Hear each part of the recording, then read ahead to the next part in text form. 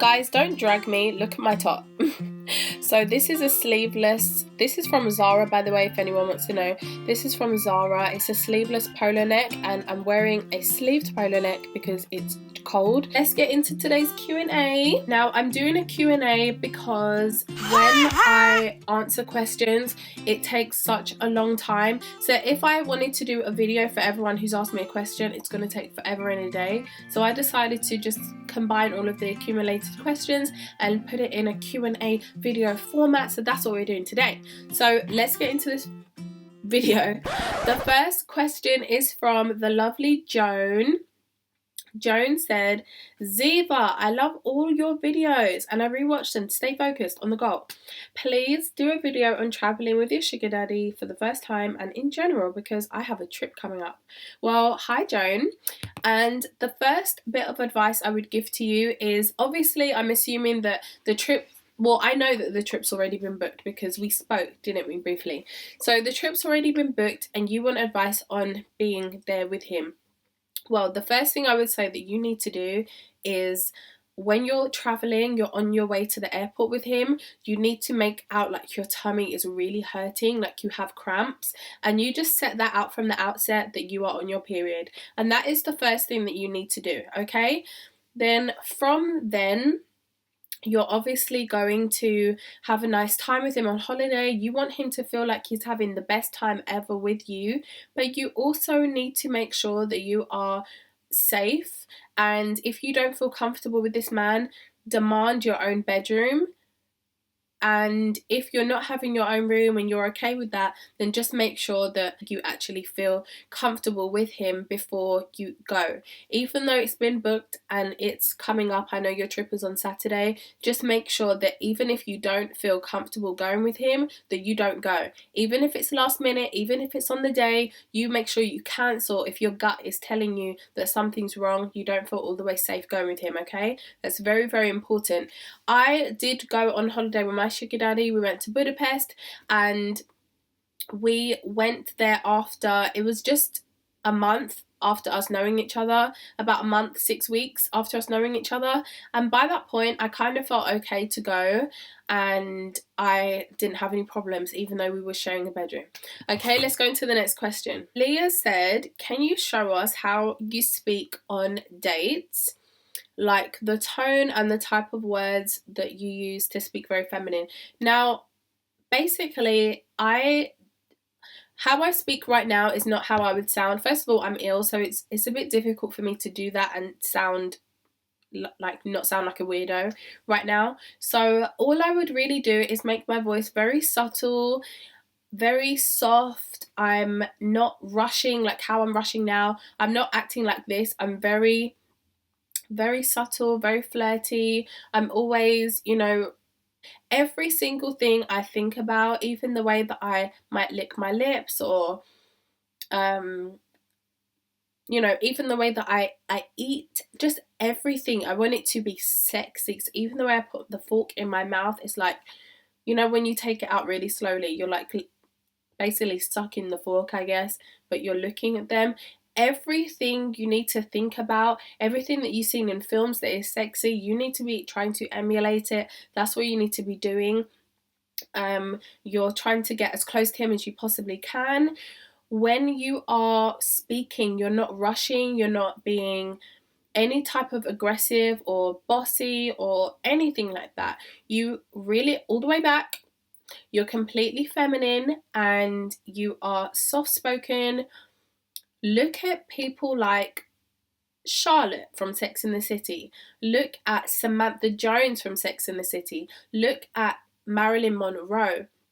Look at these women and you will then see how you are supposed to be acting, okay?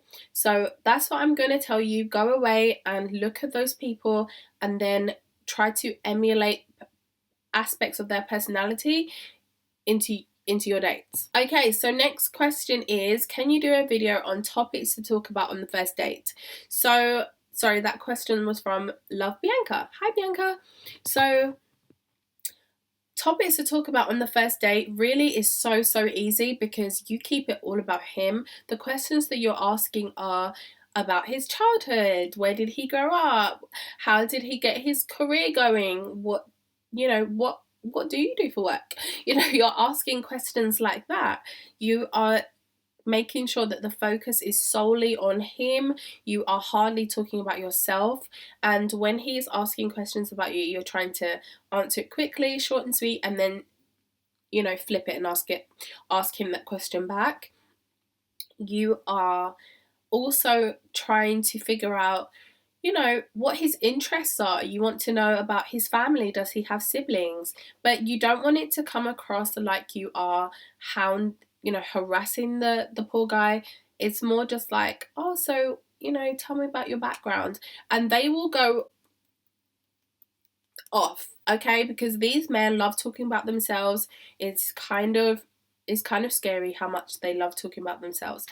And if you actually read the book by Robert Greene, The Powers of Seduction, you will actually see that inside that book it does say about that if you talk to a man about himself, he will talk to you for hours. And honestly, on the dates that I go on, that is literally the case. These men will talk for hours and hours and hours. They tell me so much about themselves, and I've hardly given them anything about me. And they always say that I seem mysterious, I seem, you know, like they want to get to know me even more, and they always ask me out for the next date on that date. So just keep it all about them and don't focus on yourself too much, okay? So the next question is by Lenx101. Could you make a video giving tips for men how to be good sugar daddies? Well, the one tip I'm going to give you is obviously to make sure that you give this woman money. Technically, a sugar baby is someone who is younger. It's a young, attractive lady being financially looked after by an older man. That's what a sugar baby, sugar daddy relationship is. So if you're not giving her money, and a substantial amount of money, then you're not a good sugar daddy. So that's the first thing that you need to do. The second thing that you need to do is make sure, to be a good one, is to make sure you are not harassing a lady for sex, especially if you're meeting a younger lady. Do not do that. Like, I know it's in men's nature to always want to sleep with women, but that is something that really aggravates me. So if you are a younger man and you're putting pressure on someone who maybe is 18 to have sex with them, you are not doing it right, okay? So that's what I'm going to say to you. If you want to be a good sugar daddy, give her money and stop putting so much pressure on her for her body, okay? So what's the next one? I cut off your name, I'm sorry, but can you please do a video on the best places to meet wealthy men in London, Chelsea, Knightsbridge, etc.? So with this question, I will do a separate video for it. I haven't done it yet. I know the places I'm going to put, but I just haven't done that video yet, okay? So that video will be coming soon. So the next one is from ChatCat1. She basically wants a video addressing sugaring burnout and basically juggling, you know, having multiple sugar daddies, juggling going on numerous dates, just juggling all of that and not feeling burnt out and tired and lethargic and stuff. So, you know, like drained. So what I would say is you just have to keep your spirits up, and this is the same for anything in life. I'm going to say, whether you're going to a job you don't want to go to, whether you're doing this or anything that you don't want to do, you have to keep your spirits up. And the way that I do that is honestly just by thinking of the end product, the end result, I guess. So in this instance, it's going to be money, you being more financially well off, and just all the way getting your life to where you want it to be. And if you wasn't sugaring, if you wasn't dating for, you know, a more successful man, if you wasn't doing stuff like that, then you would honestly be doing yourself a disservice. So you just have to think about it in that respect. Would you rather be doing what you're doing now, or would you rather be dating someone that's living on their nan's sofa? So you've just got to weigh up what's better for you. That's what I personally do, even though it can be difficult sometimes, some days are more difficult than others to get motivation, but you've just got to think of, if you wasn't doing this, then the other alternatives are not very nice. So Xola, hey girl, she said that she wants a video basically on good questions to ask or hint around to get, you know, to know your sugar daddy's assets. And the best thing to honestly do in this respect is to ask him questions about himself, about his work, about where he lives and stuff like that, because he will naturally open up and tell you things that you don't even need to ask. So if you ask him whereabouts, so whereabouts are you based, he's going to tell you. And he won't just say, oh, I'm based in Chelsea. He's going to say, oh, I've got a townhouse by the river and I really love it. I've just refurbished it. It's completely modern. I've got huge sofas from Harrods. I've got this and that. He's going to go in. And the reason why he's going in is because A, they love to talk about themselves, and B, he actually does want to impress you and tell you what he has.